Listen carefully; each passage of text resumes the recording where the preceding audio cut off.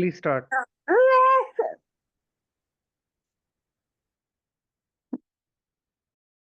Assalamu alaikum everyone. My name is Dr. Fatima Shahid. I will be your mentor for Medicine and Allied JCAT exam. जैसे कि आपको पता है कि JCAT का फॉर्मेट थोड़ा सा चेंज हो गया इन द रिसेंट मंथ्स, तो उसमें ज़्यादा जो फोकस है वो अब मेडिसिन के जो स्पेशलिटीज़ हैं वो ओरिएंटेड जो है ना वो उसके हो गया उसके बारे में। फिर जिस तरह जो हमारे पास सिस्टम्स हैं उन पे ज़्यादा फोकस हो गया, जो कि आप लोगों ने फाइनल ईयर के अवार्ड्स में जो स्टडी किए होंगे वो वाला नॉलेज अब आप लोगों का बहुत ज़्यादा इसमें एप्लीकेबल होगा। और आई होप आप सिलेबस जो है वो आप सबके पास होगा उसके लिस्ट ना। तो हम लोग इसमें जितने भी ये मंथ्स की प्रिपरेशन है हम इसमें जो है ना वो स्टेप बाय स्टेप अप्रोच पे उस पर चलेंगे। ठीक है, जो टॉपिक्स उन्होंने दिए हैं, जो बेसिक टॉपिक्स हैं हर सिस्टम से रिलेटेड, जीआईटी है उसमें, सीवीएस है, जो जो उनके मेजर टॉपिक्स हैं हम वन बाय वन उनको स्टडी करेंगे। ये सिर्फ एक इंट्रोडक्टरी लेक्चर है जिसमें हम जो आपके सिलेबस का फर्स्ट टॉपिक है उसको मैंने चूज़ किया, उसको हम स्टडी करते हैं उसको। तो उसमें फर्स्टली अगर हम सीवीएस की बात करें तो उसमें सबसे जो फर्स्ट और जो सबसे कॉमन प्रॉब्लम जो आता है ना वो चेस्ट पेन का है। ठीक है, तो आज हम उसको डिस्कस करेंगे कि एक पेशेंट अगर आपके पास चेस्ट पेन के साथ प्रेजेंट किया है तो आपने इसको कैसे अप्रोच करना है। ठीक है, मीनवाइल आप लोग जो भी क्वेश्चंस माइंड में आए वो आप लोग नोट डाउन कर सकते हैं, या अगर ज़्यादा इंपॉर्टेंट है बीच में पूछ लें, या एंड पे हम लोग जो है ना वो सारी जो क्यूरीज हैं उसके आंसर मैं करूँगी। ठीक है, तो स्टार्ट करते हैं। फर्स्ट ऑफ ऑल ये मैंने डिफरेंट बुक्स को कंपाइल करके, क्योंकि मुझे वो आदत है थोड़ा सा नोट्स वगैरह बनाने की, तो उसमें डिफरेंट नोट्स बुक्स में जो जो इंपॉर्टेंट पॉइंट्स हैं वो मैंने कंपाइल करके एक शॉर्ट नोट्स की फॉर्म में बना दिए, क्योंकि स्लाइड्स तो नेट पे वो आप लोगों को इजीली अवेलेबल होंगी ही, लेकिन उसमें से क्या चीज़ इंपॉर्टेंट है, क्या करनी है क्या नहीं करनी, वो बहुत इंपॉर्टेंट होती है, क्योंकि नॉलेज तो इसका हर हर कोई भी सिम्टम पकड़ लेंगे आप उसका उसका बहुत वास्ट नॉलेज है। ठीक है, तो आप लोगों ने एक्सेसिव नॉलेज जो है ना उसकी तरफ भी नहीं भागना, मतलब ये ना हो कि आप एक सिस्टम में ही उसकी डेप्थ में चले जाएं और आपका बाकी चीज़ें इंपॉर्टेंट जो है वो मिस कर दें। ठीक है, तो इसीलिए मैंने वो डिफरेंट बुक्स कंपाइल करके कुछ पॉइंट्स आप लोगों के लिए कंपाइल किया है, होप इट हेल्प्स। अच्छा, तो हम चलते हैं चेस्ट पेन की तरफ।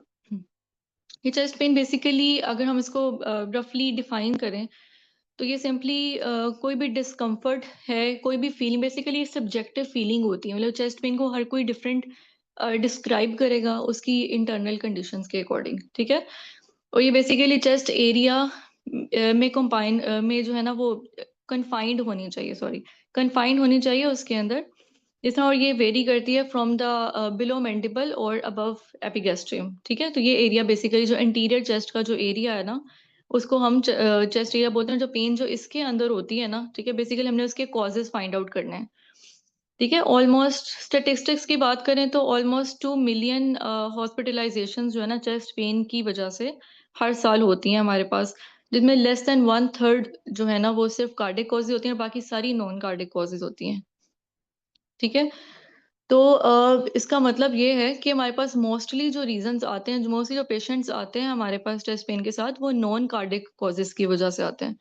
तो एग्जाम में भी ये होगा कि आपने बेसिकली हिस्ट्री जो उन्होंने बताई होगी उसके अकॉर्डिंग आपने डिफरेंशिएट करना है कि कार्डिक पेशेंट्स ये कार्डिक पेन है या नॉन कार्डिक पेन है। अगर नॉन कार्डिक पेन है तो उसमें से उसके हिस्ट्री के अकॉर्डिंग आप लोगों ने डिफाइन करना है कि इसका कॉज क्या है। ठीक है, तो हम वो बेसिकली वो स्टडी करेंगे। बाकी अगर क्लिनिकली बात की जाए तो कोई भी पेशेंट अगर आपके पास एडल्ट मेल है या पोस्ट मीनोपॉजल फीमेल है, ठीक है, तो उसमें अगर आपके साथ रेट्रोस्टर्नल पेन यानी कि चेस्ट पेन के साथ आई है, ठीक है, तो उसको आपने एज अ कार्डिक पेन ही ट्रीट करना होता है अंटिल प्रूवन अदरवाइज, क्योंकि because it's a life threatening cause. Okay, so अब ब्रॉडली अगर हम क्लासिफाई करें चेस्ट पेन के कॉजेज को, ठीक है, तो वो कार्डिक कॉजेज होते हैं और नॉन कार्डिक कॉजेज हैं। कार्डिक कॉजेज में भी दो तरह के आ जाते हैं, एक इस्कीमिक कॉजेज होते हैं और एक नॉन इस्कीमिक कॉजेज हैं। ठीक है, इस्कीमिक कॉजेज में सिंपली जो है ना वो एंजाइना है और मायोकार्डियल इन्फेक्शन आ जाता है, और नॉन इस्कीमिक कॉजेज में जो है वो एओर्टिक डायसेक्शन है, पेरिकार्डाइटिस है, मायोकार्डाइटिस है। ये सारे कॉजेज जो है ना हमारे पास नॉन इस्कीमिक में आ जाते हैं। ठीक है, और नॉन कार्डिक कॉजेज जो है ना, उसमें हम अगर सिस्टम वाइज डिवाइड करें ना, तो उसमें सबसे पहले जीआईटी कॉजेज आ जाएंगे।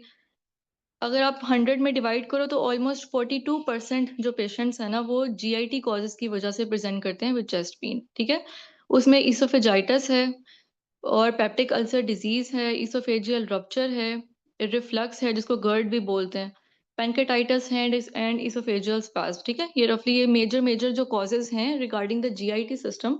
ठीक है, ये सारे जो हैं वो एक्यूट चेस्ट पेन के साथ प्रेजेंट करते हैं। दूसरा मस्कुलोस्केलेटल कॉजेज आ जाएंगे, जिसमें कोस्टोकॉन्ड्राइटिस हो सकता है, कोई भी ट्रॉमा हो सकता है leading to rib fracture. Pulmonary causes are very important. ठीक है, पल्मोनरी कॉजेज में सबसे पहले पल्मोनरी एम्बोलिज्म हो सकता है। ठीक है, that can present as chest pain, pneumonia, asthma, COPD. अभी हम इन सब की डिटेल जो है वो हम स्टडी करेंगे कि इन सब में इनके डिफरेंशिएटिंग फीचर्स क्या क्या हैं, वो हम सारा भी डिटेल में पढ़ेंगे। Pneumothorax can also present as chest pain, pleuritis, CA lung, rib fracture and pulmonary hypertension.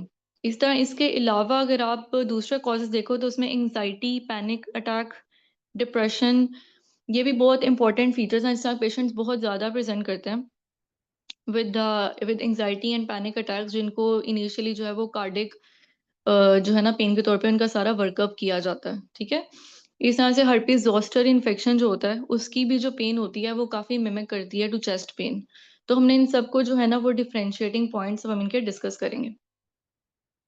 सबसे पहले हिस्ट्री की बात करते हैं। ठीक है, हिस्ट्री में ये पॉइंट्स आप सबको याद ही होंगे, ये हमने फाइनल ईयर में डिस्कस किए थे। ठीक है, इसमें जो है वो हम सोक्रेट्स उसका जो है ना वो निमोनिक हम देखते थे। ठीक है, सोक्रेट्स में क्या होता है कि इसके 7 पॉइंट्स होते हैं। इसकी हिस्ट्री में जो हमने देखना होता है उसमें एस स्टैंड्स फॉर साइट।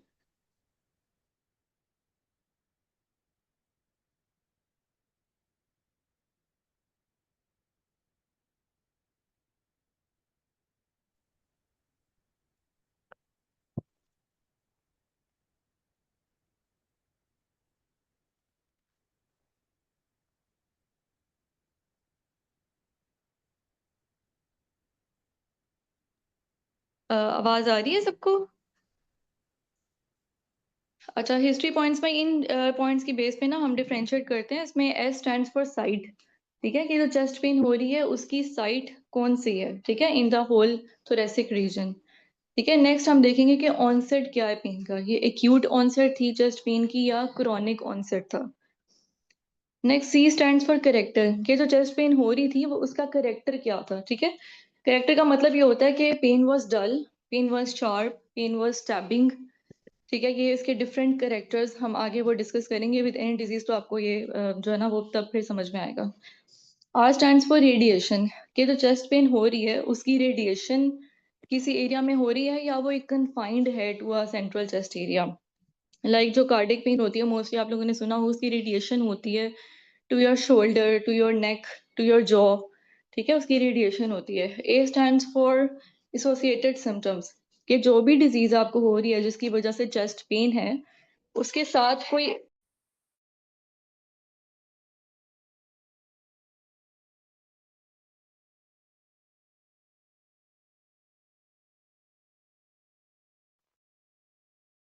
हाँ, क्या हुआ?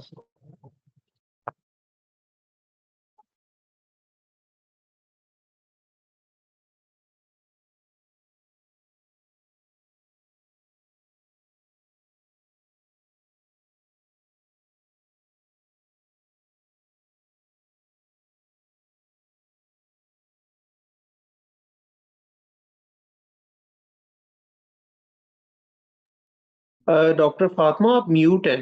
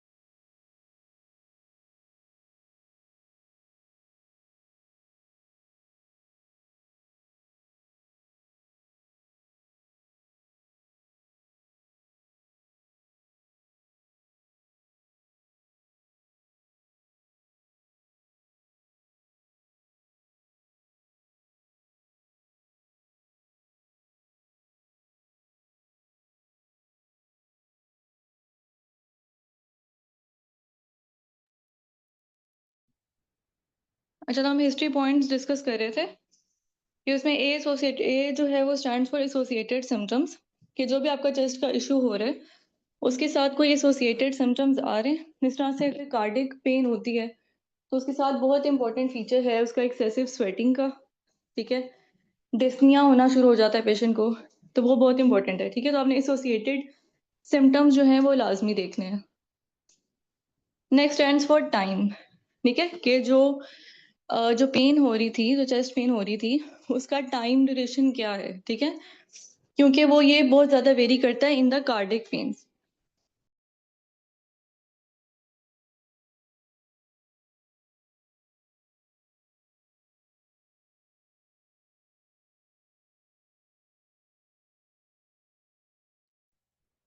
क्योंकि कार्डिक पेन जो है ना उसका टाइम ड्यूरेशन बहुत ज़्यादा वेरी करता है, क्योंकि एंजाइना में और मायोकार्डियल इन्फार्क्शन जो है उसकी टाइमिंग ही जो है वो उनको डिफरेंशिएट करती है, ठीक है।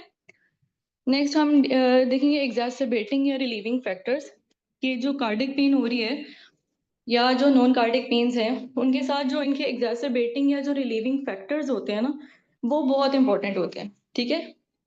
कि कौन से फैक्टर्स हैं जो उसके साथ जो उस पेन को इंक्रीज कर रहे हैं और कौन से फैक्टर्स हैं जो उस पेन को डिक्रीज कर रहे हैं, ठीक है। ये बहुत इंपॉर्टेंट डिफरेंशिएटिंग पॉइंट्स होते हैं। Next will discuss about the severity, ठीक है, कि आपने हमेशा पेशेंट से जो है ना वो पेन की सिवेरिटी ज़रूर पूछनी है, ठीक है। कि अगर जो पेन स्केल है फ्रॉम 1 to 10, ठीक है, उस स्केल में वो पेशेंट की पेन जो है वो किस स्केल पे वेरी करती है, ठीक है। तो आपने ये ज़रूर पूछना है, क्योंकि उसी से आपको आइडिया होगा कि पेशेंट की पेन माइल्ड है, मॉडरेट है या सीवियर है।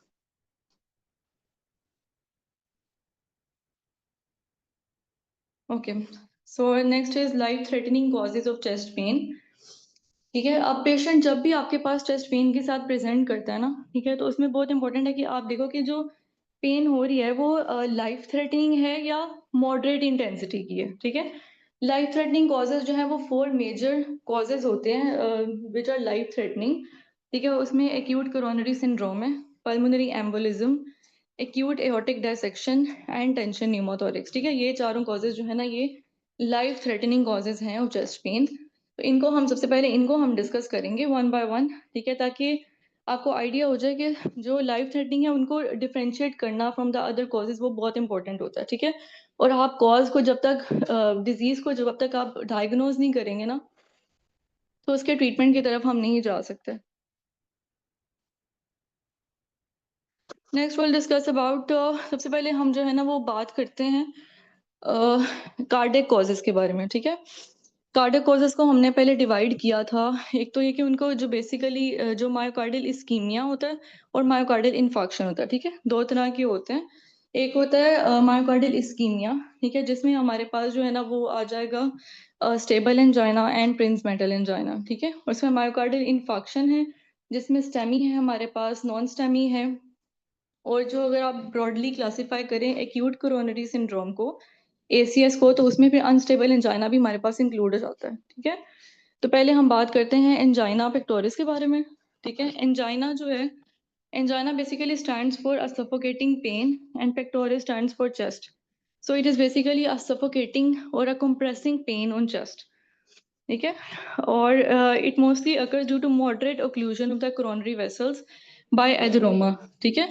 It is basically ischaemia that occurs without necrosis, ठीक है। तो ये बेसिकली एंजाइना पेक्टोरिस होता है। एंजाइना में बेसिकली होता क्या है कि जो मायोकार्डियल वेसल्स होती हैं उनका मॉडरेट ओक्लूजन हो जाती है उनकी विदाउट कॉजिंग मायोकार्डियल इस्कीमिया, ठीक है। तो that is basically ischaemia without necrosis. इसके रिस्क फैक्टर्स में वही जो पुअर लाइफस्टाइल है, पुअर लाइफस्टाइल हैबिट्स होती हैं वो आ जाती हैं, like smoking, obesity, sedentary lifestyle, diabetes, hypertension, smoking, ये सारे जो है ना ये उसके रिस्क फैक्टर्स हैं, ठीक है। और इसके प्रेसिपिटेटिंग फैक्टर्स जो हैं उसमें आ जाता है exercise, humid environment, large meal intake, smoking and stress, ठीक है। ये सारे उसके प्रेसिपिटेटिंग फैक्टर्स हैं जो कि एंजाइना को प्रेसिपिटेट करते हैं। नेक्स्ट हम जो है ना इसको रफली जो है ना वो एंजाइना को 4 टाइप्स में डिवाइड करते हैं, ठीक है। ये एग्जाम में आपसे पूछा जा सकता है सिनेरियो के अकॉर्डिंग कि एंजाइना, इसमें एंजाइना की टाइप कौन सी है, ठीक है, उसको आपने सिम्टम्स के अकॉर्डिंग उसको जो है ना वो आपने क्लासिफाई करना है कि एंजाइना की टाइप कौन सी उसमें है, ठीक है। तो उसको हम वो भी डिस्कस करते हैं कि इसको कैसे आप जो है ना वो चारों टाइप्स को डिफ्रेंशिएट कर सकते हैं। सबसे पहले आ जाता है स्टेबल एंजाइना, ठीक है। स्टेबल एंजाइना जैसे कि नेम से ही प्रिडिक्ट हो रहा है कि स्टेबल एंजाइना बेसिकली वो होता है जिसमें आपको चेस्ट पेन होती है at exertion and it gets relieved on rest, that why it's called stable angina, ठीक है। क्योंकि कोई भी ऐसी कार्डिक पेन, ऐसी चेस्ट पेन जो कि एक्सर्जन पे इंक्रीज होती है, लाइक पेशेंट जो है उसने एक्सरसाइज की है, उसने कोई भी स्ट्रीनुअस एक्टिविटी की है, ठीक है, उससे पेन एग्रीवेट हो जाएगी। ठीक है ना, जब पेशेंट रेस्ट करेगा या पेशेंट बैठ जाएगा, थोड़ी देर रेस्टिंग पोजीशन में जाएगा, तो उससे पेन जो है ना वो सेटल डाउन हो जाती है, ठीक है। तो ये बेसिकली क्या है, स्टेबल एंजाइना, ठीक है, because it increases on activity and it gets relieve on rest. Okay, और इसके रिस्क फैक्टर्स हमने ऑलरेडी जो है ना वो डिस्कस कर लिए हैं। स्मोकिंग है, हाइपरटेंशन है, डायबिटीज है, ऑलमोस्ट सारी ही कार्डियक डिजीजेस जो हैं वो उनके ये रिस्क फैक्टर्स उसमें आते हैं। नेक्स्ट जो है वो आ जाता है अनस्टेबल एंजाइना, ठीक है। अनस्टेबल एंजाइना जैसा कि नाम ही उसको शो कर रहा है कि अनस्टेबिलिटी है उसके पैटर्न के अंदर, ठीक है। क्योंकि अगर क्या होता है कि पेशेंट स्टेबल एंजाइना के साथ स्टेबल एंजाइना के साथ प्रेजेंट करता है और वो कोई फर्दर मेडिकेशन या उसको फर्दर कोई ट्रीटमेंट की तरफ नहीं जाता, ठीक है, तो क्या होता है कि उसमें जो एडिनोमा फॉर्मेशन हो रही थी उसकी ब्लड वेसल्स में, वो प्रोग्रेस करना शुरू कर देती है, ठीक है, और वो ग्रेजुअली ओक्लूड कर देती है वेसल्स को, ठीक है, मतलब मॉडरेट लेवल की ओक्लूजन होती है, जिससे उसके सिम्टम्स जो है ना वो वर्स होना शुरू हो जाते हैं, और that's why the angina becomes unstable. इसकी ड्यूरेशन जो है वो प्रोलॉन्ग होती है। मोस्टली एंजाइना जो है with in a few minutes खत्म हो जाता है, लेकिन अनस्टेबल एंजाइना जो है वो अबव 5 मिनट्स जो है वो उसकी ड्यूरेशन जो है ना 5 मिनट से प्रोलॉन्ग होती है, और उसकी इंटेंसिटी भी सिवियर होती है देन द स्टेबल एंजाइना। और रेस्ट या मेडिकेशन जो हैं वो सिम्टम्स को इम्प्रूव नहीं कर पाती, ठीक है, it can occur at rest as well, ठीक है। इसमें जो है इसका क्योंकि पैटर्न वेरी करता है, मतलब वो रेस्ट पे भी हो सकता है और वो एक्सर्जन पे भी हो सकता है, ठीक है, तो इसका पैटर्न जो होता है ना वो वेरी करता है इसका। It can progress to myocardial infarction, ठीक है। इसका मतलब ये है कि अगर आप अनस्टेबल एंजाइना के बाद भी अगर पेशेंट जो है प्रॉपर मेडिकेशन की तरफ हम नहीं जाते, प्रॉपर ट्रीटमेंट की तरफ नहीं जाते, तो it can progress to the myocardial infarction, क्योंकि इसका क्रिसेंडो पैटर्न होता है, ठीक है। क्रिसेंडो का मतलब ये होता है कि प्रोग्रेसिवली वर्सन करता है over the duration of time, कि अगर आप इसको ट्रीट नहीं करोगे, उसके जो एडिनोमा फॉर्मेशन है उसको ख़त्म नहीं करेंगे या उसको स्टॉप नहीं करेंगे, तो वो ग्रेजुअली प्रोग्रेस कर सकता है टू मायोकार्डियल इन्फॉक्शन, ठीक है। Next was the variant angina और द प्रिंस मेटल एंजाइना, ठीक है। वेरिएंट एंजाइना जिसको वेजोस्पास्टिक एंजाइना भी बोलते हैं, it is a type of angina in which they are basically spells of the coronary vessels, ठीक है। कोरोनरी वेसल्स में एडिनोमा फॉर्मेशन के चांसेस कम होते हैं, इसमें वेसल्स जो होती हैं वो कंस्ट्रक्ट करती हैं, वेसल्स स्पास्टिक हो जाती हैं, ठीक है, और इसकी एपिसोड्स चलती हैं मोर देन 15 मिनट्स की ना, और इसकी ड्यूरेशन जो है वो बहुत सिग्निफिकेंट है, कि इसके सिनेरियो में बेसिकली आपके पास जो आएगा उसमें मोस्ट लाइकली पूछा जाएगा कि ड्यूरेशन जो है ना सिम्टम्स की वो मिडनाइट की होगी, ठीक है, कि from the midnight to the early morning. तो ये वाली जो ड्यूरेशन है ना ये बहुत स्पेसिफिक है फॉर प्रिंस मेटल या वेरिएंट एंजाइना, ठीक है, कि अगर उस ड्यूरेशन में आता है कि पेशेंट को उसमें सिम्टम्स डेवलप हो रहे हैं ऑफ द चेस्ट पेन, ठीक है, तो ये मोस्टली और ऑब्वियसली पेशेंट उस टाइम रेस्टिंग जो पोजीशन में होता है, उस टाइम रिलैक्स्ड पोजीशन में होता है मिडनाइट के बाद, तो उसमें ये वाले बेसिकली ये प्रिंस मेटल एंजाइना जो है वो रेस्टिंग पोजीशन में होता है, ठीक है। और ये मोस्टली इसके कॉजेज जो हैं उसमें आ जाता है कि अगर पेशेंट जो है उसको एंटी जो माइग्रेन है अगर उसकी मेडिकेशन ले रहा है, ठीक है, कि माइग्रेन में क्या होता है कि वेसल जो है उसकी डायलिटेशन हो जाती है, ठीक है, तो उस डायलिटेशन को खत्म करने के लिए अगर वो जो है वो स्मेटोस्टेटिन ले रहा है, ठीक है, सॉरी ट्रिप्टेंस ले रहा है, ठीक है, तो वो क्या करते हैं कि वो वेसल्स को कंस्ट्रक्ट करती है ना, तो अगर कोई भी मेडिकेशन इस तरह की पेशेंट ऑलरेडी ले रहा है जो कि वेसल्स को कंस्ट्रक्ट करती हैं, तो it can precipitate the variant angina, ठीक है। और सर्टेन दूसरी मेडिकेशंस भी हैं लाइक कोकेन अब्यूज है, और जो मैरिजुआना है उसका जो इनटेक करते हैं लोग, तो वो भी क्या करते हैं, ग्रेजुअली वेसल्स को कंस्ट्रक्ट करते रहते हैं, ठीक है। और उस कंस्ट्रक्शन की वजह से क्या होता है कि पेशेंट जब रेस्टिंग फेज में जाता है तो वो उसके, क्योंकि वेसल्स की कंस्ट्रक्शन हो रही होती है, तो वो जो है ना पेशेंट को एंजाइना लाइक सिम्टम्स डेवलप होते हैं, उसको सिवियर चेस्ट पेन होती है, क्योंकि जो प्रिंस मेटल एंजाइना है उसके अंदर वेसल्स के स्पैस्टिक होने की वजह से उसमें जो है ना बहुत सिवियर चेस्ट पेन होती है। ओके, तो and the other one is refractory angina. Okay, refractory angina is basically a chronic condition of angina, ठीक है। ये basically it is a type of angina that last over the duration of months, 1 to 2 months की duration में ये prolong रहता है, ठीक है। इसके कॉज में वो वाली कंडीशंस आ जाती हैं जो कि ग्रेजुअली वेसल्स को जो है ना वो उसके थिकनिंग को डिसरप्ट करती रहती है, लाइक डायबिटीज, ठीक है। या इसमें वो वाली कंडीशंस आती हैं जो कि डिमांड एंड सप्लाई वाला इसमें मैकेनिज्म होता है, कि पेशेंट जो है ना उसकी कंडीशंस कुछ इस तरह की होती हैं बॉडी में जिसमें डिमांड बढ़ जाती है as compare to the oxygen supply to the myocardium, ठीक है। तो ये उसमें जो है ये रिफ्रैक्टरी एंजाइना, मतलब ग्रेजुअली जो है ना वो वेसल्स थिकनिंग की वजह से पेशेंट को जो है ना वो recurrent chest pain on end of रहती है। तो ये रिफ्रैक्टरी एंजाइना है जो कि सडन ऑनसेट नहीं होता बल्कि ये प्रोलॉन्ग होता है over a period of few months. ये तो इसको रिफ्रैक्टरी एंजाइना बोलते हैं, ठीक है। तो बेसिकली ये 4 मेजर टाइप्स हैं एंजाइना की, which are stable, unstable, Prinzmetal and refractory angina. सबके जो रिस्क फैक्टर्स हैं वो ऑलमोस्ट सेम हैं। इनके डायग्नोसिस के लिए बेसिकली हम ईसीजी करवाते हैं, ठीक है।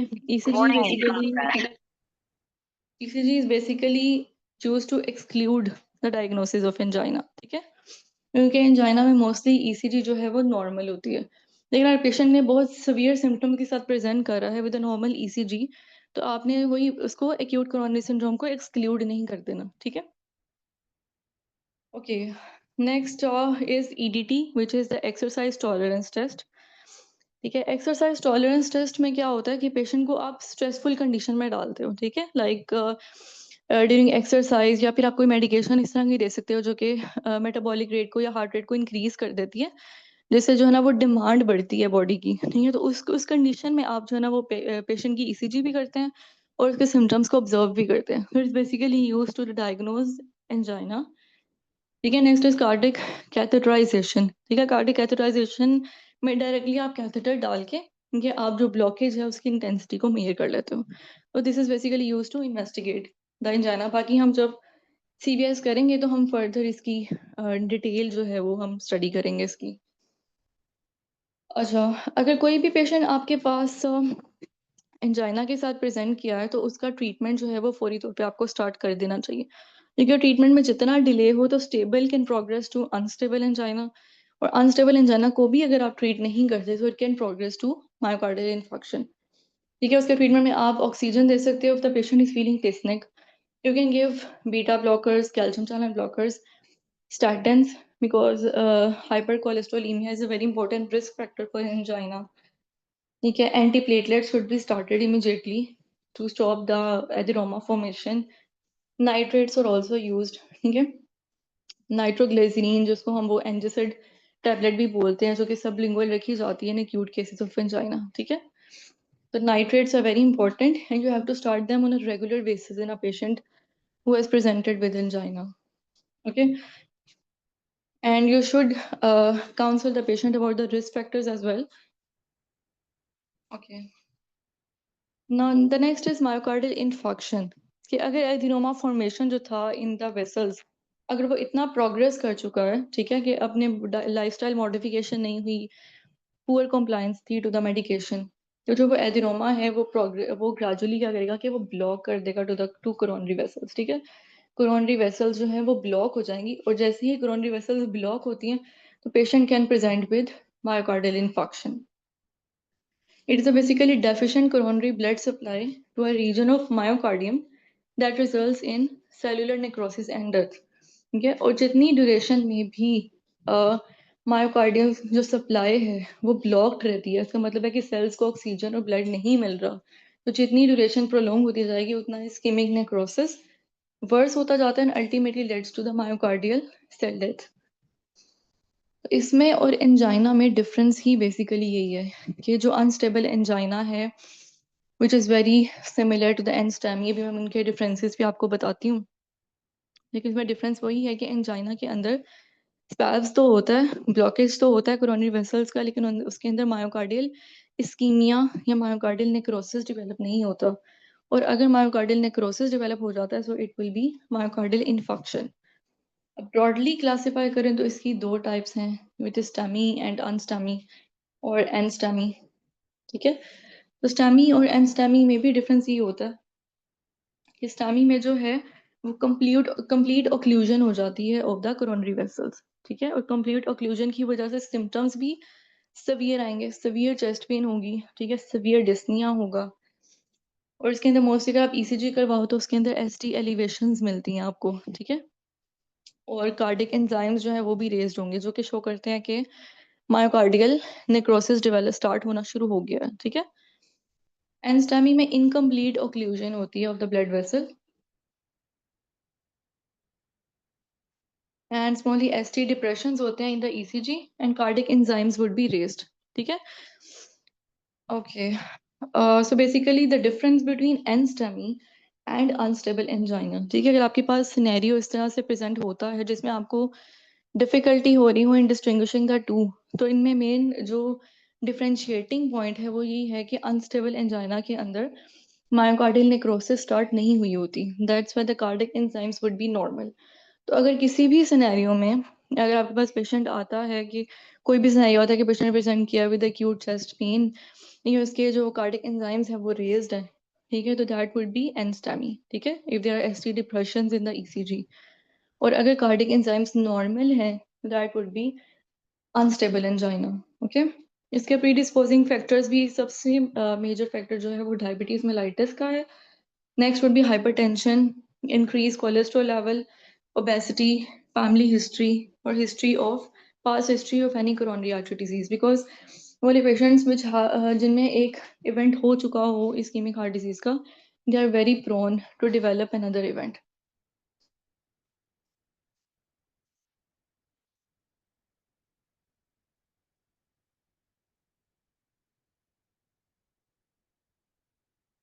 Okay, so next,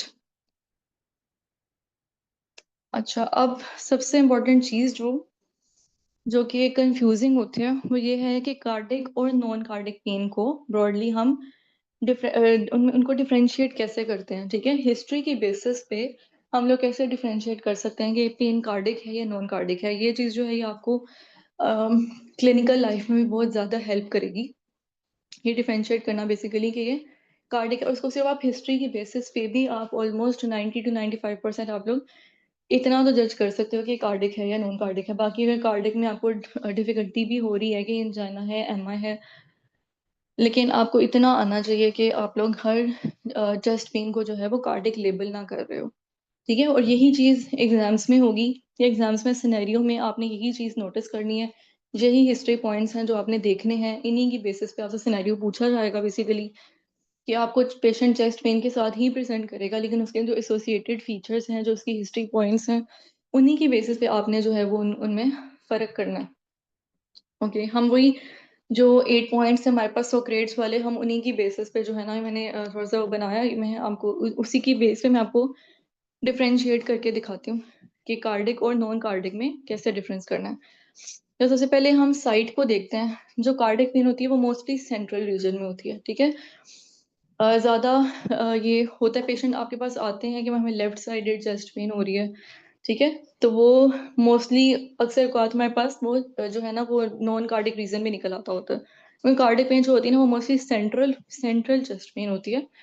non cardiac pen जो है वो सेंट्रल भी हो सकती है, वो पेरिफेरल भी हो सकती है। ठीक है, एक तो साइट का डिफरेंस है, दूसरा ऑनसेट का डिफरेंस है कि cardiac pain most of the time जो है वो सडन इन ऑनसेट होती है। ठीक है, और नॉन कार्डिक पेन जो है वो उसकी कुछ कॉजेज जो है ना वो सडन ऑनसेट की हैं, लाइक पल्मोनरी एम्बोलिज्म है, न्यूमोथोरेक्स है। ये आगे हम सारे भी इनके भी पॉइंट्स डिस्कस करेंगे कि इनमें डिफरेंस क्या है। ठीक है, और ग्रेजुअल ऑनसेट भी होता है, जिस तरह से निमोनिया है उसमें और जो है ना वो डिफ्यूज सी प्लोरेटिक चेस्ट पेन जो है ना वो रहती है। ठीक है, तीसरा होता है करेक्टर। ये जो कार्डिक पेन है वो कंप्रेसिंग या स्क्वीजिंग चेस्ट पेन होती है एंड डिफ्यूज इन करेक्टर, ठीक है, कि उसको पिन पॉइंट नहीं कर सकते, कि patient can't exactly localise the chest pain, ठीक है। और जो नॉन कार्डिक रीजंस हैं उनकी मोस्टली जो एक्यूट चेस्ट पेन होती है that is very sharp and stabbing in nature, ठीक है, and the patient will be able to localise the pain.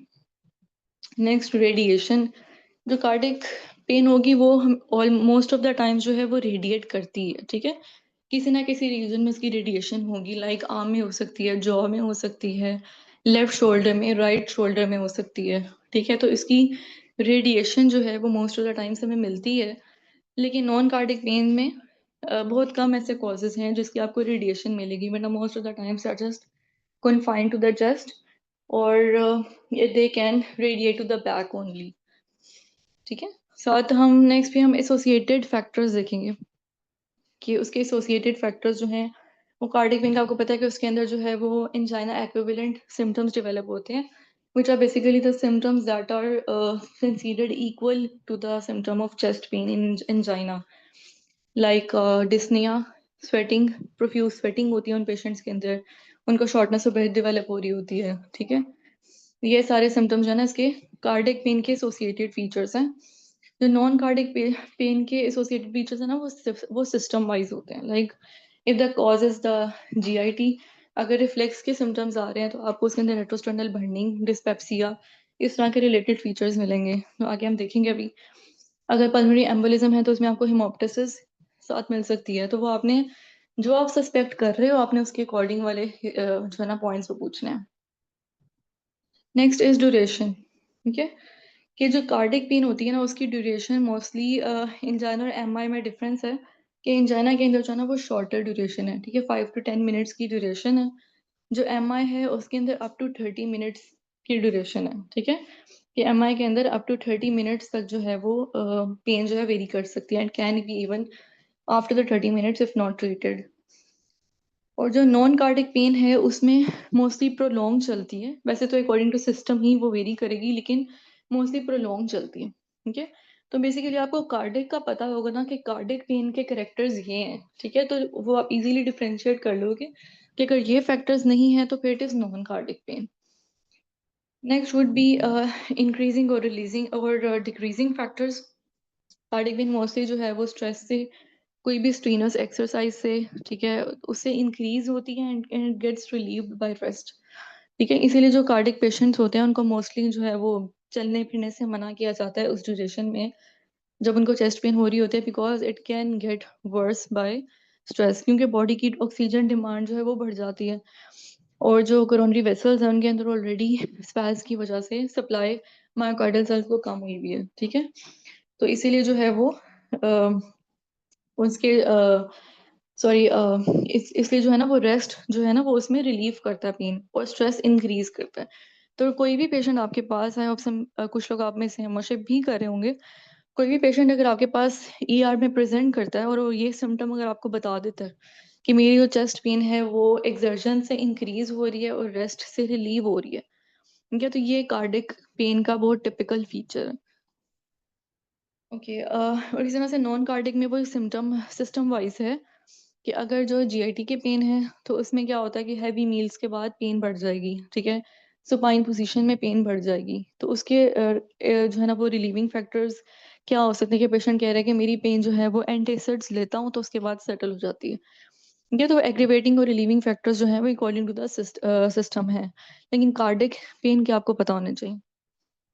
Next would be severity, जो सिवियर पेन होती है cardiac pain on the pain scale basically क्या होता है कि हम 1 to 10 की सिवियरिटी में पेशेंट को कहते हैं कि आप बताओ कि आपकी कार्डिक पेन जो है उसकी सिवियरिटी क्या है, तो पेशेंट उसके अकॉर्डिंग आपको बता देगा। 4 to 5 उसमें जो होती है ना वो मॉडरेट पेन होती है, ठीक है, उससे आगे एक्सेसिव आप जाते जाओगे तो सिवियर पेन जो है ना वो स्टार्ट होती है अप टू 7 to 10 जो है वो फिर मोस्ट सिवियर पेन आ जाती है, ठीक है, और 5 to 7 जो है वो सिवियर है और 7 to 10 जो मोस्ट सिवियर पेन है विच इज लाइफ थ्रेटनिंग, ठीक है, और उससे नीचे जो है फिर माइल्ड है, तो ये 4 to 5 का कट आपने याद रखना है। तो कार्डिक पेन जो है वो काफी सिवियर होती है, इसमें ये लिवाइन साइन एक पॉजिटिव होता है। लिवाइन साइन क्या होता है ये आपको एमसीक्यू में भी आ सकता है, ठीक है।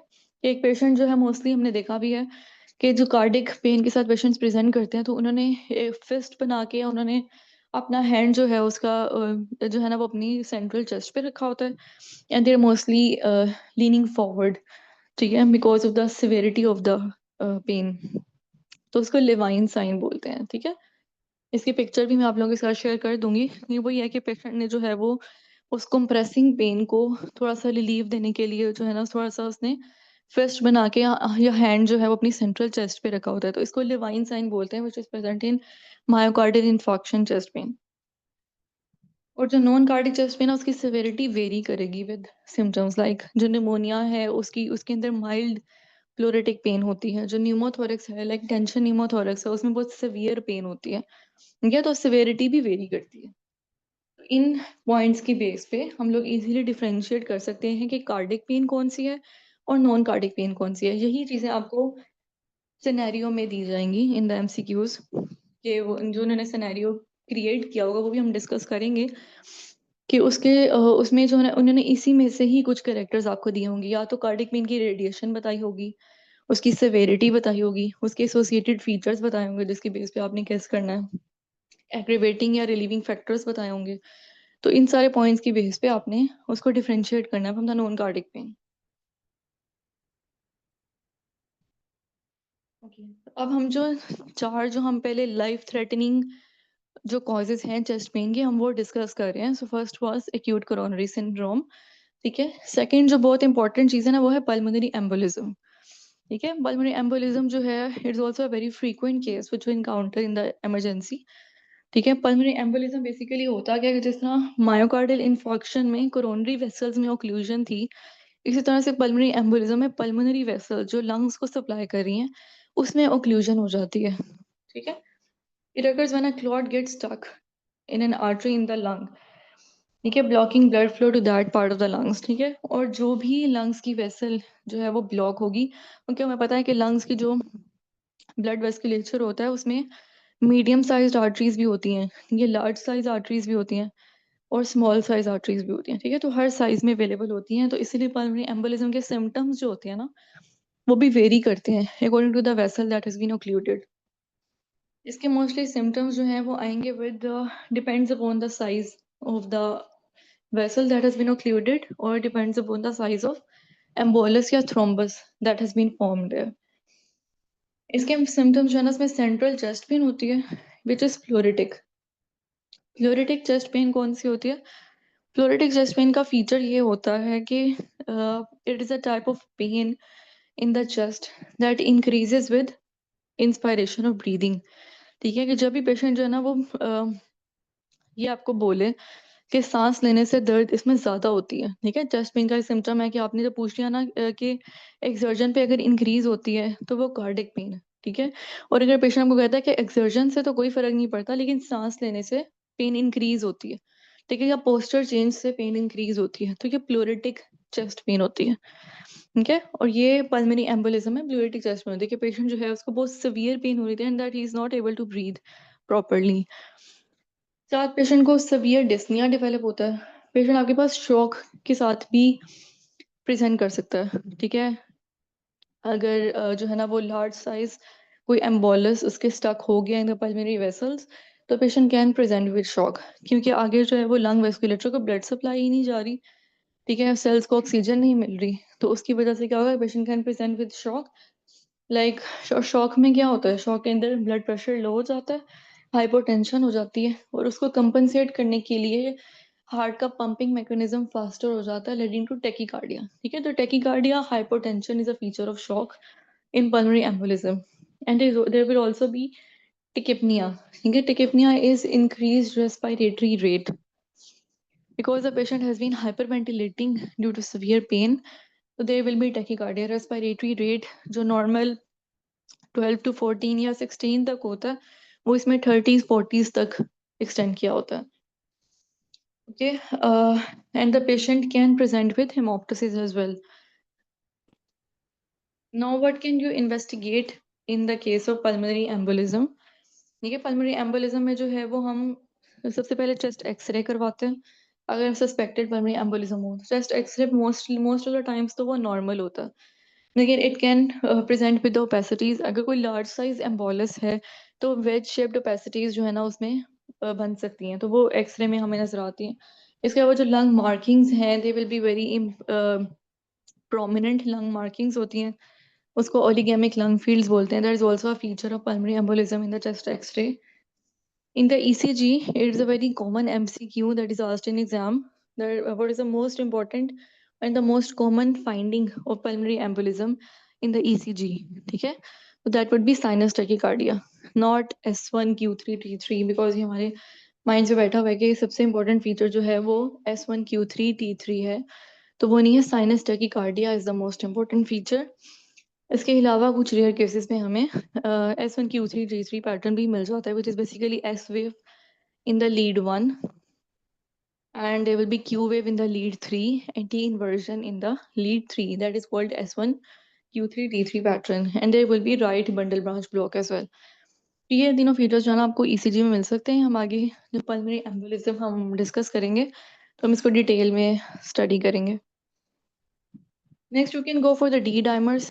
ठीक है, डी डाइमर्स बेसिकली आरबीसीज का ब्रेक डाउन प्रोडक्ट है जिसके मल्टीपल रीजंस हैं जिसमें वो रेस्ड हो जाते हैं। तो basically D dimers are just used for exclusion of pulmonary embolism. ठीक है, कि अगर डी डाइमर्स अगर नॉर्मल हैं तो इसका मतलब है कि बहुत कम चांसेस हैं कि पल्मोनरी एम्बोलिज्म होगा। ठीक है, और अगर डी डाइमर्स पॉजिटिव आते हैं तो next we should go for the diagnostic test which is CTPA, CT pulmonary angiography. तो अगर MCQ में अगर आपको ये आता है कि पल्मोनरी एम्बोलिज्म का डायग्नोस्टिक टेस्ट कौन सा है तो वो CTPA होगा। ठीक है, नॉट डी डाइमर्स। मोस्टली लोग कंफ्यूज कर देते हैं between the two. And another test is शायद JCAT के लेवल पे तो शायद नहीं होगा, but just for your knowledge के VQ scan, ventilation perfusion scan is used as well. उसमें ये मोस्टली उन पेशेंट्स में हम यूज़ करते हैं जिनके अंदर आप पल्मोनरी एंजियोग्राफी नहीं कर सकते because of the issue of contrast die. ठीक है, क्योंकि उसमें डाई आपने यूज़ करना होता है। जिस तरह प्रेगनेंसी है, CKD के पेशेंट्स हैं, तो उसमें आप डाई यूज़ नहीं कर सकते ना, तो उन पेशेंट्स में जो है वो मोस्टली VQ स्कैन भी करवा सकते हो। So it was about the pulmonary embolism. Next we'll discuss about aortic dissection. Aortic dissection is also a life-threatening condition in which there is a breach in the integrity of the aortic wall and the arterial blood uh, burst into the tunica media. ठीक है, इसको double barrelled aorta भी बोलते हैं। ये basically होता है कि एओर्टा जो है हमारी बॉडी की सबसे थिकेस्ट आर्टरी है, लार्ज साइज आर्टरी है। उसकी जो है वो उसकी कवरिंग्स होती हैं। ठीक है, तो इसमें क्या एओर्टिक डिसेक्शन में क्या होता है कि जो ब्लड है ड्यूरिंग फ्लो, वो ब्लड जो है वो उसकी लेयर्स के दरमियान जो है ना वो इंट्रैप हो जाता है। ठीक है, बेसिकली डिसेक्शन स्टैंड्स फॉर कि ब्लड जो है वहां से उसका कुछ पोर्शन जो है वो लेयर्स के अंदर इक्यूमुलेट हो गया और उसने वहां पे डबल ल्यूमेन क्रिएट कर दिया। कि एक ल्यूमेन जो वेसल के अंदर ब्लड फ्लो की वजह से था और दूसरा जो उसकी लेयर्स के दरमियान इंट्रैपमेंट की वजह से है। ठीक है, और ये कब होगा कि कब पॉसिबिलिटी है कि ब्लड जो है वो वेसल से निकल के उसकी लेयर्स के दरमियान डायसेक्ट करके उसकी लेयर्स के दरमियान एक्यूमुलेट हो गया, जो वेसल वॉल जो है वो वीक होगी। ठीक है, तो एओर्टिक डायसेक्शन में वो सारे कॉजेज आ जाएंगे जो कि आपकी वेसल्स को, उसकी वॉल को वीक कर सकते हैं, थिन कर सकते हैं। ठीक है, it can lead to dissect, और जब वो लेयर्स के दरमियान आ जाते हैं तो is a very high risk of aortic perforation as well. ठीक है, कि वही ब्लड जो है वो परफोरेट कर जाए from the outer layer as well, या रप्चर के चांसेस बेसिकली होते हैं उसमें बहुत ज्यादा। इसके रिस्क फैक्टर्स में जो है ना वो हाइपरटेंशन, ठीक है, हाई ब्लड प्रेशर की वजह से भी जो है वो एओर्टिक डायसेक्शन डेवलप होती है और उसके बाद एओर्टिक रप्चर हो सकता है। एओर्टिक एथेरोस्क्लेरोसिस है कि if there is a atheroma formation due to very high cholesterol level, atheroma formation हो रहा था इन द एओर्टा जो ग्रेजुअली जो है ना उसने प्रोग्रेस करना शुरू कर दिया, जिसकी वजह से वेसल्स जो है वहां से वीक हो गई हैं और वहां से ब्लड की इंट्रैपमेंट हो गई है। Coarctation of aorta, collagen disorders है हमारे पास जिसमें मार्फन सिंड्रोम है जो कि वेसल वेस्कुलेचर को वीक करते हैं, एलेडानलस सिंड्रोम है। ये सारे हम एओर्टिक डिसेक्शन में डिटेल में डिस्कस करेंगे। Another one is fibromuscular dysplasia as well, जो कि बॉडी की मीडियम साइज्ड वेसल्स जो हैं उनको अफेक्ट करता है, उनकी वेसल वॉल के जो जो हमारी वेसल का वेस्कुलेचर है सॉरी इसका जो सेल्यूलर स्ट्रक्चर है उसमें फाइबर्स की डेपोजिशन होना शुरू हो जाती है which are less mobile, less accommodating for the blood, और अल्टीमेटली जब भी ब्लड फ्लो ज़्यादा होगा तो वेसल को रप्चर कर देंगी। Trauma can also cause aortic dissection, atrio sorry AV valve surgery. ठीक है, कि अगर एवी वाल्व ही इनकॉम्पिटेंट है, जैसे रिगर्ज हो रहा है या स्टेनोसिस डेवलप हुआ हुआ है, तो अगर उसकी सर्जरी हुई हुई है, ठीक है, that patient is also very prone to develop aortic dissection. And the pregnancy in the last trimester because of very high blood flow, so aorta is very prone to get dissected। ठीक है, इसके symptoms में क्या होता है, sudden onset pen होती है, tearing pen होगी, ठीक है, बहुत सडन सिवियर पेन डेवलप होती है पेशेंट को which is radiating to the interscapular region. ठीक है, ये इसका डायग्नोस्टिक पॉइंट है this one. And the other one is asymmetrical pulses। okay, these 2 points are very diagnostic for aortic dissection. कि अगर उन्होंने आपको सिनेरियो दिया हुआ है कि पेशेंट ने प्रेजेंट किया है with severe chest pain that is radiating to the back, ठीक है, इंट्रास्कैपुलर रीजन्स के दरमियान रेडिएट कर रही है। पेशेंट की जो, हो सकता है कि आपको ब्लड प्रेशर मेंशन कर दिया हो या पल्स रेट मेंशन कर दिया हो, वरना they could say that he has asymmetrical pulses, ठीक है, और week pulse in the lower extremities suppose. ठीक है, तो ये दो डायग्नोस्टिक पॉइंट्स जो है ना, ये बहुत इंपॉर्टेंट है। These are basically associated features with the chest pain in aortic dissection. ठीक है, and due to poor blood supply, और या फिर अगर एओर्टा का डिसेंडिंग सेगमेंट अगर इन्वॉल्व होता है, आगे हम डिटेल में पढ़ेंगे इसकी टाइप ए और type B in the detailed lecture of aortic dissection. Though it can present as the symptoms of CVA and can present with flank pain because of the renal arteries damage. It can present with abdominal pain as well. अगर abdominal aorta affect होता है तो patient present कर सकता है with the abdominal pain। तो aorta का जो सा segment affected होगा उसके related symptoms जो है ना वो develop होंगे। Patient can present with peripheral numbness because of the poor blood supply. And in severe cases patient can present with syncope as well। इसकी इन्वेस्टिगेशंस में हम चेस्ट एक्सरे करवाते हैं। सबसे पहले चेस्ट एक्सरे में क्या होता है कि इसके अंदर वाइडेंड मिडिएस्टिनम, ठीक है, mediastinum is the central region between the lungs. ठीक है, तो वो बहुत जो है ना वो ब्रॉड आपको चेस्ट एक्सरे में जो है ना वो विजुलाइज होगा। एंड अगर पेशेंट अगर जो एओर्टिक डिसेक्शन है वो रप्चर कर जाती है इनटू द लंग्स, ठीक है, so it can present with the haemothorax as well. Diagnostic इसका होता है सिटी विद कंट्रास्ट। ठीक है, ये भी एमसीक्यूज में जो है बहुत पूछा जाता है एओर्टिक डिसेक्शन के लिए उसका डायग्नोस्टिक टेस्ट क्या है, तो that would be CT chest with contrast. ठीक है, MRI can also be done and trans oesophageal echo can also be done, but the diagnostic would be CT scan. The fourth life-threatening condition is pneumothorax. What is pneumothorax? It is basically the presence of air in the pleural space।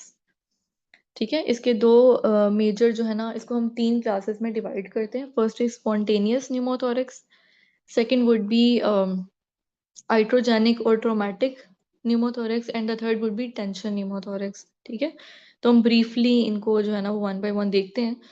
Spontaneous pneumothorax जो है इसकी 2 types होती हैं, primary और secondary. ठीक है, so there would be spontaneous primary pneumothorax and spontaneous secondary pneumothorax. Primary में क्या होता है कि ये उन लोगों में होता है जिनमें कोई भी अंडरलाइंग लंग पैथोलॉजी नहीं है। ठीक है, मतलब नॉर्मल हेल्थ के लोगों में, ठीक है, ये न्यूमोथोरैक्स अगर डेवलप हो जाता है which is mostly asymptomatic, so it would be primary. ठीक है, इसमें जो बहुत टॉल और थिन होते हैं लोग या यंग पीपल में बहुत कॉमन है, या स्मोकर्स में कैसे होता है कि उनमें जो मोस्टली सीओपीडी के पेशेंट्स होते हैं बिकॉज ऑफ क्रॉनिक स्मोकिंग, उनमें क्या होता है कि एयर इंट्रैप होना शुरू हो जाती है within the bulla formation. Bulla formation is basically air blebs sorry, air bleb formation हो जाती है इन द लंग्स। अब ये जो बुलाज होते हैं कंटेनिंग एयर, ये किसी भी स्ट्रीनस एक्टिविटी की वजह से या एक्सेसिव स्मोकिंग की वजह से या स्पॉन्टेनियसली भी ये रप्चर कर सकते हैं। ठीक है, और इनके रप्चर होने से क्या होता है कि एयर इंट्रैप हो जाती है within the pleural cavity leading to the spontaneous pneumothorax। Okay, और ये मोस्टली एसिम्प्टोमेटिक होता है, पेशेंट प्रेजेंट कर सकता है विद डिस्निया एंड टेकिकार्डिया। ठीक है, नेक्स्ट अभी सेकेंडरी न्यूमोथोरैक्स। सेकेंडरी न्यूमोथोरैक्स जो है वो उन लोगों में होगा जिनके अंदर कोई ना कोई अंडरलाइंग लंग पैथोलॉजी है, ठीक है, like they could have pneumonia, ठीक है, pneumonia can also cause secondary spontaneous pneumothorax, ठीक है, कोई भी लंग पैथोजन में COPD के पेशेंट्स हैं, एस्थमेटिक्स हैं, या इंटरस्टिशियल लंग डिजीज है, या ARDS है, तो उनमें कोई ना कोई अंडरलाइन लंग पैथोलॉजी जो है वो होगी, जिसके रिस्पॉन्स में उनमें न्यूमोथोरैक्स डेवलप हुआ है, ठीक है। Air enters the pleura by the damaged alveoli. ये क्या होता है कि लंग्स की अगर ऑलरेडी कोई डिजीज जो है ना वो ऑनगोइंग है, तो वो क्या करेगी, एल्वियोलाई को ग्रेजुअली डैमेज करना शुरू कर देती है, और उस डैमेज्ड एल्वियोलाई से क्या होता है कि एयर इजीली लीक हो जाती है into the pleural cavity, okay, so they are more prone to develop pneumothorax. Such patients present with pleuritic chest pain, which is severe in intensity, and there would be sudden dyspnea as well. The next one is iatrogenic और traumatic pneumothorax, ठीक है। iatrogenic या traumatic में क्या होता है कि air जो है ना, air is introduced into the pleura secondary to the medical procedures और ब्लंट या पेनिट्रेटिंग ट्रॉमा। पहले आइट्रोजेनिक को डिस्कस करते हैं। आइट्रोजेनिक का मतलब होता है कि किसी भी मेडिकल प्रोसीजर के रिजल्ट में एयर अगर आपकी जो है ना वो लीक हो जाती है इनटू द प्लूरल कैविटी, ठीक है, तो it can lead to the iatrogenic pneumothorax.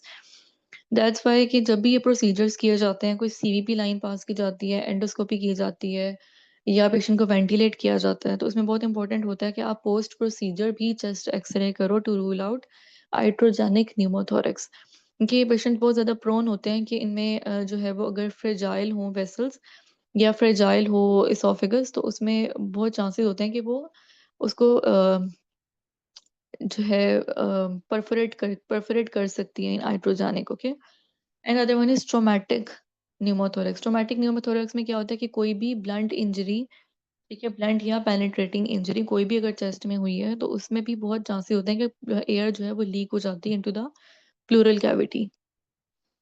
इसके साइंस और सिम्टम्स में भी क्या होगा कि डिस्निया होगा पेशेंट को, और बहुत सीवियर चेस्ट पेन होगी, और ये डिपेंड करती है among the severity of the injury, age and the underlying lung disease, कि इसमें जो सिम्टम्स होते हैं ना, सिम्टम्स की जो सिवियरिटी होती है कि डिस्निया किस इंटेंसिटी का था और चेस्ट पेन किस इंटेंसिटी की थी, वो डिपेंड करती है कि इंजरी कितनी सवियर थी। लाइक अगर पेनिट्रेटिंग इंजरी थी तो कितनी पेनिट्रेटेड थी। पेशेंट की एज पे डिपेंड करती है, जिस तरह जो ओल्ड एज पेशेंट्स होते हैं they are very prone to get pneumothorax. Same wise अगर कोई अंडरलाइंग लंग पैथोलॉजी है, ठीक है, तो वो भी एल्वेलाई को जो है ना वो फ्रेजाइल कर देती है, जिसमें इजीली एयर जो है ना वो लीक हो सकती है इनटू द प्लूरल कैविटी। ठीक है, तो आइट्रोजेनिक या ट्रोमेटिक में मोस्टली इसके सिनेरियो में आपके पास जो है ना वो कोई ना कोई इसमें जो उसके सिनेरियो होगा ना, उसके अंदर आपको कोई ना कोई हिंट जरूर दिया होगा किसी प्रोसीजर का। उसमें CVP लाइन भी हो सकती है, ठीक है, उसमें जो है वो एंडोस्कोपी भी हो सकती है, ठीक है, उसमें ETT भी हो सकती है, तो उसमें आपको कोई ना कोई प्रोसीजर का या कोई ना कोई इंजरी का जो है ना आपको उसमें हिंट जरूर दिया होगा, तो उसमें आपने आइट्रोजेनिक या ट्रोमेटिक को सेलेक्ट करना। The next would be tension pneumothorax, which is again a life-threatening disease, ठीक है। और इसको टेंशन न्यूमोथोरैक्स के बारे में ये है कि air gets trapped in the pleural cavity under pressure, displacing the mediastinal structures. Tension pneumothorax में बेसिकली क्या होता है कि किसी भी जो है ना वो इंजरी के रिजल्ट में जो एयर होती है ना वो बहुत हाई प्रेशर में जो है ना वो प्लूरा के अंदर इंट्रैप हो जाती है, ठीक है, मतलब इनफ्लो तो प्रेजेंट होता है लेकिन आउटफ्लो जो है ना एयर का वो ऑब्स्ट्रक्ट हो जाता है, ठीक है। उसकी वजह से क्या होगा कि हर हर इंस्पायरेशन के साथ एयर जो है ना वो पंप होती रहती है into the pleural cavity. The positive air pressure starts get building but the air is not escaping the lungs, ठीक है, तो उसकी वजह से पेशेंट को बहुत सिवियर चेस्ट पेन, बहुत सिवियर डिस्निया, ठीक है, और डिस्निया की वजह से अगर ऑक्सीजन इंट्रैप्ड है, it is not going out, ठीक है, तो पेशेंट को साइनोसिस ग्रेजुअली डेवलप होना शुरू हो जाता है because the air is not circulating.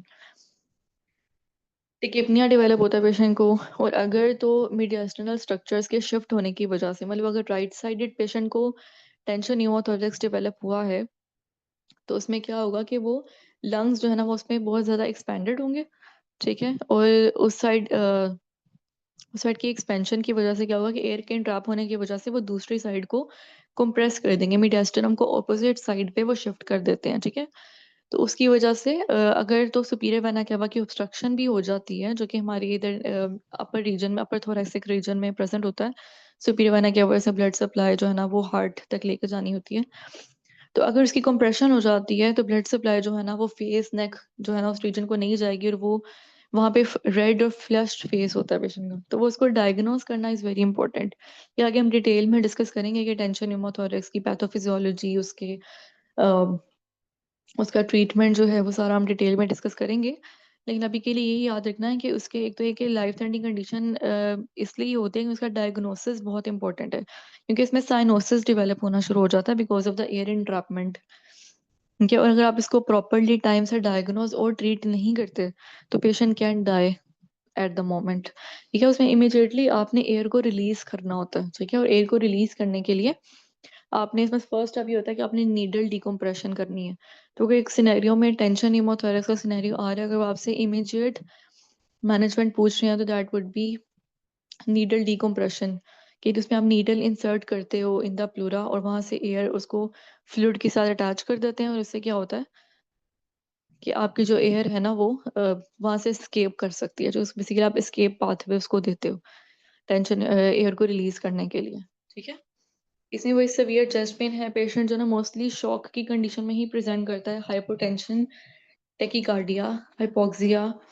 ठीक है, और जो एरिया इन्वॉल्व होगा वहां पे हाइपर रेजोनेंस मिलती है ऑन परकशन। ठीक है, आपको पता है ना परकशन ऑस्कल्टेशन जो हमारे चारों स्टेप्स हैं उसमें परकशन नोट जो है वो आपको बहुत हाइपर रेजोनेंट मिलेगी, और breath sounds would be absent in that area. ठीक है, तो ये इसके डायग्नोस्टिक पॉइंट्स हैं जो आपको अगर सिनेरियो आएगा तो मोस्ट लाइकली आपको साथ दिए होंगे उन्होंने, कि एब्सेंट ब्रेथ साउंड्स हैं on that area and there is hyper resonant percussion note.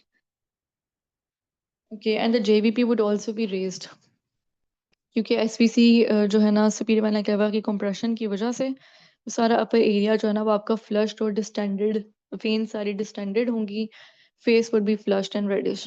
ठीक है, तो ये भी एक लाइफ थ्रेटनिंग कंडीशन है। इसकी पेन जो चेस्ट पेन, इसमें भी बहुत सीवियर चेस्ट पेन होती है जिसको आपने एसोसिएटेड फीचर्स से आपने देखना है कि उसमें जो है ना वो शॉक भी हो सकता है, शॉक के फीचर्स भी हैं, और मेजर जो दो सिम्टम्स है वो साइनोसिस है। ठीक है, और hyper resonant chest percussion note with absent breath sounds. अब हम जो, ये तो हो गए जो कार्डिक कॉजेस थे, उसको हमने ये सीख लिया कि कार्डिक को नॉन कार्डिक से कैसे डिफरेंशिएट करना है on the basis of history. ठीक है, और फिर हमने ये देख लिया कि जो फोर लाइफ थ्रेटनिंग जो इमरजेंसीज हैं रिगार्डिंग द चेस्ट पेन, ठीक है, उनके डिफरेंशिएटिंग पॉइंट्स क्या हैं। ठीक है, और उनको पिक करना क्यों ज़रूरी है। ठीक है, वो हमने देख लिया कि चारों के डिफरेंशिएटिंग पॉइंट्स क्या हैं, एक्यूट कोरोनरी सिंड्रोम में क्या होता है, पल्मोनरी एम्बोलिज्म में क्या होता है, न्यूमोथोरैक्स में क्या होता है। उसमें से सिर्फ tension pneumothorax is emergency, acute emergency. ठीक है, और एओर्टिक डायसेक्शन और रप्चर। इसी तरह से oesophageal rupture can also be life threatening sometimes. ठीक है, इसोफेजियल रप्चर का सबसे कॉमन कॉज जो है ना वो मोस्टली होता है एंडोस्कोपिक परफोरेशन। ठीक है, या फिर कोई इसोफेजियल मेलिग्नेंसी थी जिसकी वजह से वो वहां से रप्चर हो गई है। लेकिन सबसे कॉमन कॉज जो है ना वो एंडोस्कोपी है इसोफेजियल रप्चर की। उससे क्या होता है कि उसके कंटेंट जो होते हैं वो सारे वो आपके जो abdominal कैविटी है या जो thoracic रीजन है उसमें लीक हो जाते हैं। ठीक है, they can cause peritonitis, they can cause severe infections and ultimately leading to death. ठीक है, और perforated peptic ulcer can also cause weakened esophageal wall and ultimately leading to rupture। ठीक है, इसका corrosive intake जो है वो भी esophageal rupture cause कर सकता है। तो इसके साइंस और सिम्टम्स में भी severe chest pain आती है, patient can present with shock, और अगर ये जो कंटेंट्स जो उसके रिलीज हुए हैं अगर वो प्लूरल कैविटी तक एक्सटेंड कर दें, they can present with pneumothorax as well। Pleural effusion can also occur if the lungs also got involved along with the esophageal perforation। ठीक है, तो ये उसके साइंस और सिम्टम्स है। इसोफेजियल परफोरेशन के पेशेंट में बस ये याद रखना है कि इसमें बहुत सिवियर चेस्ट पेन होती है। ठीक है, और associated pleural effusion can also be present in the scenario। Next is the esophagitis pain। Esophagitis is basically due to inflammation of the esophagus। ठीक है, और इसके कॉजेज में भी होता है कि हिस्ट्री होती है ऑफ क्रोनिक रिफ्लक्स। कि पेशेंट जो है उसको सिनेरियो में भी मोस्टली आपको ये दिया होगा कि पेशेंट जो है उसको रिकरेंट डिस्पेप्सिया है, रिकरेंट एपिसोड्स हैं, उसको रेट्रोस्टर्नल बर्निंग की, ठीक है। और ईसोफेजाइटिस का जो डायग्नोस्टिक पॉइंट है ना, वो होगा कि पेशेंट ने प्रेजेंट किया है with chest pain that is aggravating on bending forward, ठीक है। कि वो पेन है जो कि सामने झुकने से इंक्रीज हो जाती है, या फिर सुपाइन पोजीशन, ये लाइंग डाउन पोजीशन में इंक्रीज हो जाती है, ठीक है। तो अगर ये दो पॉइंट्स सिनेरियो में आपको दिए होते हैं तो ये they are very diagnostic of oesophagitis, ठीक है। कि बेंडिंग फॉरवर्ड पे पेन इंक्रीज होती है, सो इट इज ईसोफेजाइटिस। और अगर बेंडिंग पे वैसे वो आगे आना है, लेकिन अगर इसके साथ मैं आपको रिलेट करके बता देती हूँ कि अगर बेंडिंग पे पेन सेटल होती है सो इट इज पेरिकार्डाइटिस, ठीक है। तो ये दोनों में डिफरेंशिएटिंग पॉइंट है। और इसोफेजाइटिस की पेन मोस्टली जो है ना वो एंजाइना को मिमिक करती है, ठीक है। कि उसी तरह से प्रेजेंट होगी, लेकिन इसमें आपने उसके पोस्चर चेंज से, उसकी रेडिएशन से आपने जो है ना वो इनको इन दोनों को डिफरेंशिएट करना होगा।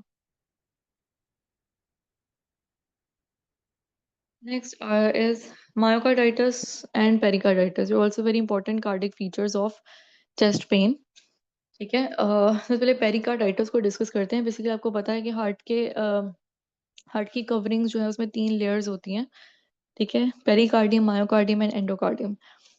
तो उसमें जो आउटर मोस्ट लेयर होती है दैट इज पेरिकार्डियम, और उसकी अगर इन्फ्लेमेशन हो जाती है किसी भी वजह से, तो इट कैन ऑल्सो जो है ना show as chest pain. Pericarditis में जो है वो इसके मोस्टली कॉजेज में जो है ना वो viral infections are very common. कि जब भी आपको सिनेरियो आएगा ना उसमें तो कोई ना कोई आपको प्रोड्रॉम में आपको हिस्ट्री दी होगी of viral infection of any sore throat, क्या तो there would be a history of fever and there would be a history of viral infection. Okay, there would be very severe retrosternal chest pain. Okay, that varies with the respiration. मतलब प्लोरेटिक chest pain होती है जो कि inspiration से version हो रही होती है, ठीक है। And it increases on bending forward, ठीक है। और इसका जो आप एग्जामिनेशन पे जो है वो पेरिकार्डियल फ्रिक्शन रब वुड बी प्रेजेंट। यहाँ पे थोड़ा सा वो गलत मिस्टेक से हुआ हुआ है। पेरिकार्डाइटिस की पेन जो होती है वो बेंडिंग फॉरवर्ड से सेटल होती है, ठीक है। और ईसोफेजाइटिस की जो है उसकी वर्स होती है, तो ये करेक्ट कर लीजिएगा। और patient can present with dyspnoea and fever, ठीक है। उसमें कोई ना कोई फीवर की हिस्ट्री होगी with retrosternal chest pain, and you will also have the pericardial friction rub. In myocarditis, it is mostly due to infections and valvular heart diseases.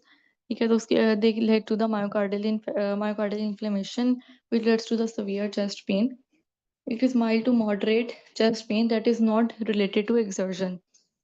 ठीक है। और इसमें मायोकार्डाइटिस में भी ट्रोपोनिन जो है वो रेज्ड होते हैं, लेकिन इसमें और मायोकार्डियल इस्कीमिया में डिफरेंशिएटिंग पॉइंट यही है कि इसकी जो मायोकार्डाइटिस की पेन है वो एक्सर्जन से रिलेटेड नहीं होती, लेकिन जो इस्कीमिया की पेन है it gets worse on exertion and relieves on rest, ठीक है। और ये प्रोलॉन्ग पेन होती है मायोकार्डाइटिस की, it can last from hours two days, sorry yes hours two days. वो जो है ना वो एक्सटेंड करती है, वीक्स तक भी एक्सटेंड कर सकती है। पेशेंट है ना वो प्रोलॉन्ग चेस्ट पेन के साथ आएगा कि उसको रिकरेंट चेस्ट पेन जो है ना वो रह रही है from the last 1 to 2 weeks. उसमें फिर आपने जो है ना मोस्ट लाइकली मायोकार्डाइटिस की सस्पिशन को भी आप लोगों ने कंसीडर करना है। और अगर स्पेशली अगर प्रायर हिस्ट्री है ऑफ इन्फेक्शंस या वेल्वुलर हार्ट डिजीज, तो myocarditis very important differential in that. Another is costochondritis. Costochondritis is simply जो है लोकलाइज्ड। कोस्टोकोन्ड्राइटिस में क्या होता है कि इसमें बेसिकली लोकलाइज्ड चेस्ट पेन होती है, ठीक है। और there would be tenderness present. तो उसमें जो हमारे कोस्टोकोंड्रल मसल्स हैं इन द चेस्ट, बेसिकली उनकी किसी भी इंजरी की वजह से उनकी इन्फ्लेमेशन हो जाती है, जिसकी वजह से आपको टेंडर या लोकलाइज्ड पेन होगी ड्यू टू मसल स्ट्रेन। और ये वेरी करती है विद द पोस्चर, ठीक है। कि पेशेंट जो है ना वो कह रहा है कि मुझे राइट साइड पे तो पेन जो है ना वो इंक्रीज हो रही है, लेकिन मैं जब लेफ्ट साइड पे सोता हूँ तो पेन सेटल हो जाती है। तो ये जो पेन जो है ना वो शिफ्ट कर रही है with the posture, it is a pain of कोस्टोकॉन्ड्राइटिस।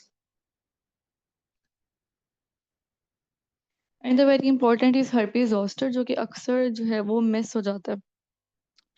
और पेशेंट को जो है उसको ईसोफेजाइटिस या उसको गर्ड की लाइन पे ही ट्रीट करते रहते हैं, ठीक है, without looking for the lesions. ठीक है, तो बेसिकली हर्पेस जोस्टर जिसको शिंगल्स भी बोलते हैं, उसकी it can also mimic as chest pain. ठीक है, लेकिन वो चेस्ट पेन मोस्टली होती है because of the blisters, blister formation. ठीक है, और जो हमें पता है कि जो उसका ब्लिस्टर्स का जो पैच होता है मोस्टली जो है वो थोरेसिक रीजन में या एब्डोमिनल रीजन में बनता है, बैक पे भी बन सकता है।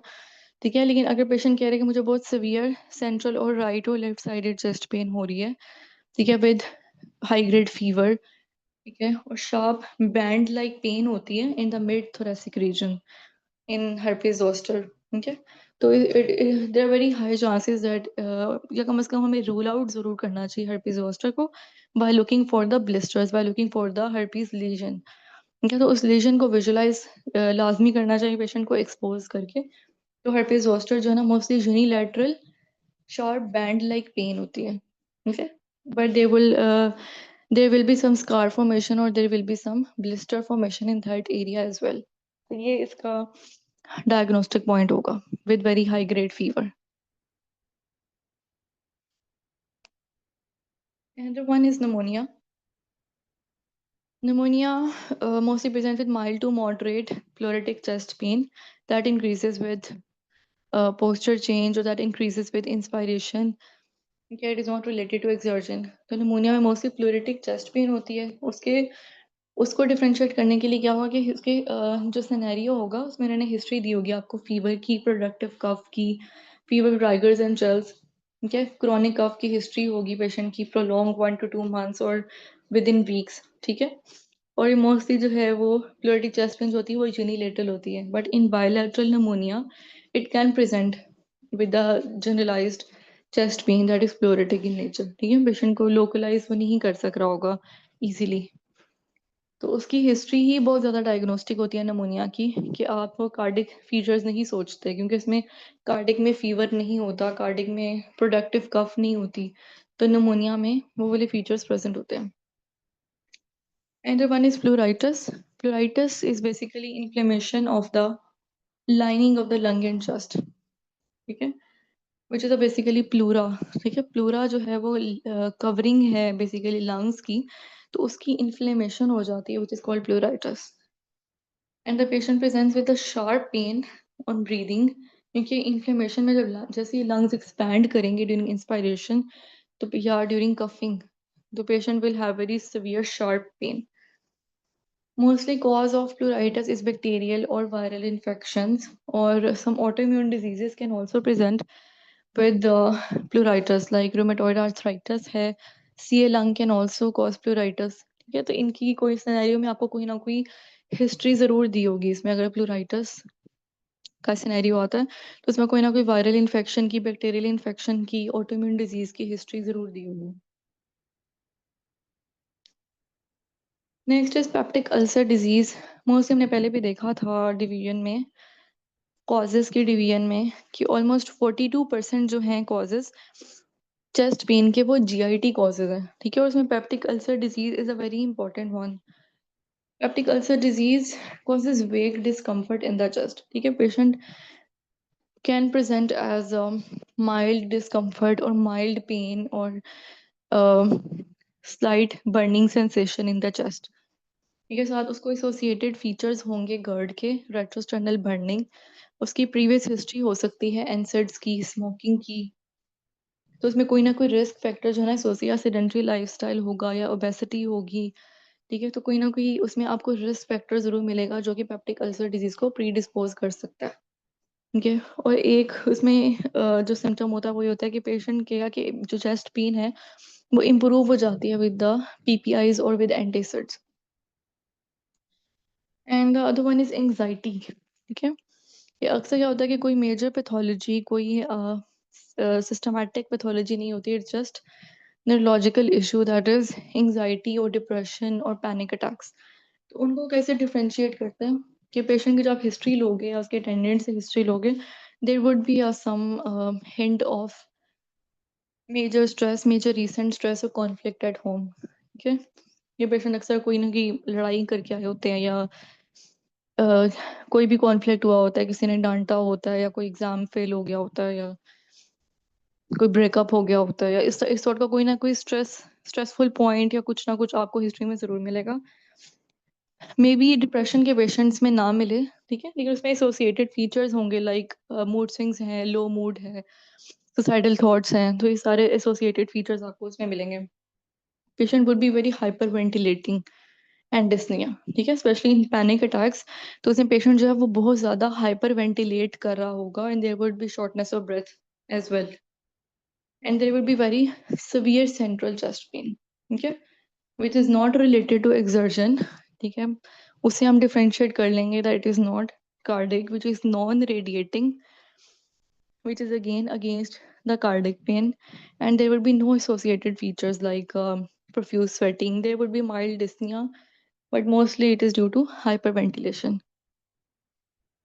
एंड अगर आप प्रोब करोगे हिस्ट्री को तो उसमें आपको रिकरेंट एपिसोड्स इस तरह की उसकी हिस्ट्री में होंगी, क्या, तो ये थोड़े से डिफरेंशिएटिंग पॉइंट्स वो सिनेरियो में अगर आपको आते हैं तो आप इसको पिक कर लेना। ये तो पेशेंट हाइपर वेंटिलेट कर रहा होगा, there would be some history of depression और there would be some history of the recent conflict, history होगी रिकरेंट एपिसोड्स की in the past as well, तो उसमें आपने एक दफा पैनिक और स्ट्रेस जो है उसको जरूर कंसीडर करना है इन द ऑप्शंस, अगर ऑप्शंस में प्रेजेंट है तो।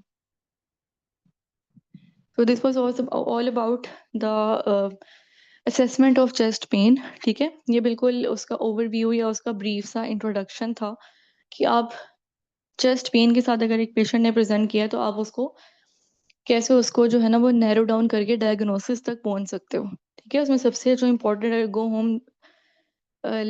होम पॉइंट आप कहें तो उसमें वो यही है कि कार्डिक और नॉन कार्डिक उसका डिफरेंस जो है अकॉर्डिंग टू द हिस्ट्री, ठीक है, वो प्रूव करना बहुत इंपॉर्टेंट है, वो आपको आना चाहिए ताकि सिनेरियो में आप इजीली जो है ना वो पिक कर सकें कि इट इज़ कार्डिक और नॉन कार्डिक, और अगर आपको कार्डिक जो डिजीजेस हैं उनकी हिस्ट्री पता होगी, उसके एसोसिएटेड फीचर्स, उसकी रेडिएशन, उसका ऑनसेट सेवेरिटी अगर आपको पता है तो आप इजीली जो है वो उसको एक्सक्लूड कर सकते हो from the non cardiac pain, ठीक है, तो इसलिए दैट्स वेरी इंपॉर्टेंट। आगे हम ये फर्दर लेक्चर्स में हम लोग डिटेल में डिस्कस करेंगे regarding all these diseases.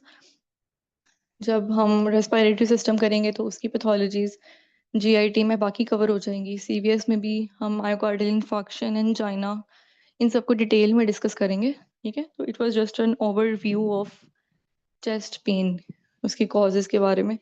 So if you have any questions, then please let me know. Thank you. Thank you, Dr. Fatma. That was a very good lecture.